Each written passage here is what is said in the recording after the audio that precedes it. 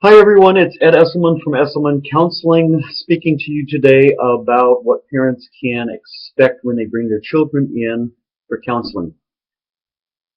As when I work with adults, the first thing we'll do is go over consent to treat and a financial agreement in terms of paperwork.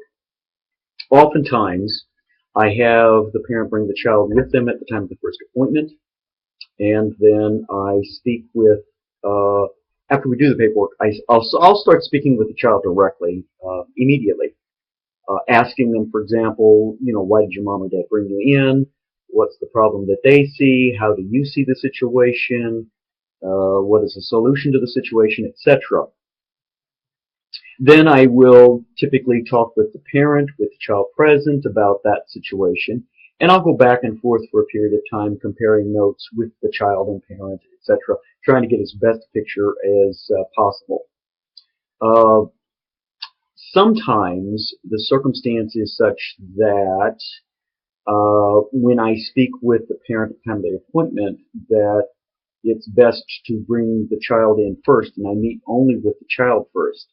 Sometimes it's best that I speak with the parents first. That depends upon the presenting problem. If the child is feeling, for example, that mom or dad may sway my opinion, I may want to speak with the child first.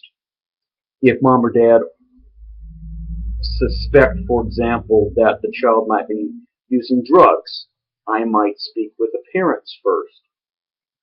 It just depends upon the presenting circumstance, the personality of the child, etc.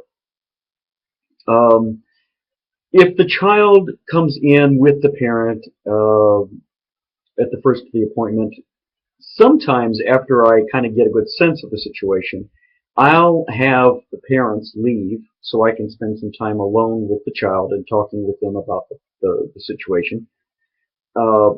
Sometimes the presence of mom and dad can affect or hinder the child speaking freely. After that, I'll then meet with the parent alone and share with the parent what I spoke with the child about, what they said, how I see that, etc. Sometimes I'll take them to my playroom here at Esselman Counseling, and again, after I'm there with the child, I'll go back and I'll explain to the parents what we talked about, how I saw it, etc. Sometimes, especially with older children, I will spend time explaining what is limited confidentiality. In the state of Illinois, kids have a right to some confidentiality. They have some confidentiality rights separate from the parents. And I'll explain this to especially the older child in the beginning. Sometimes the child doesn't want mom and dad to know, or it's not, that's part of the problem.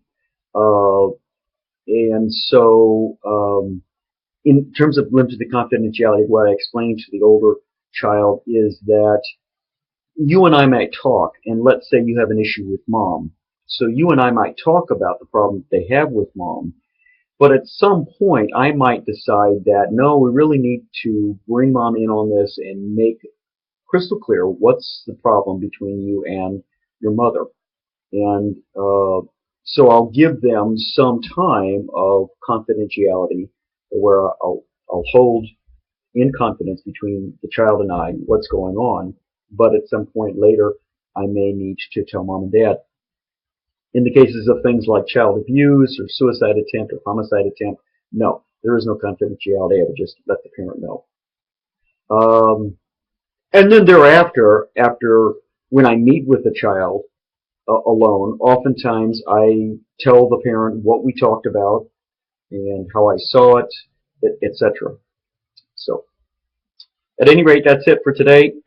If you have questions, please feel free to give me a call, 217-224-5273. Visit my website. You can also email me at ed@esselmancounseling. Okay, take care now. Bye-bye.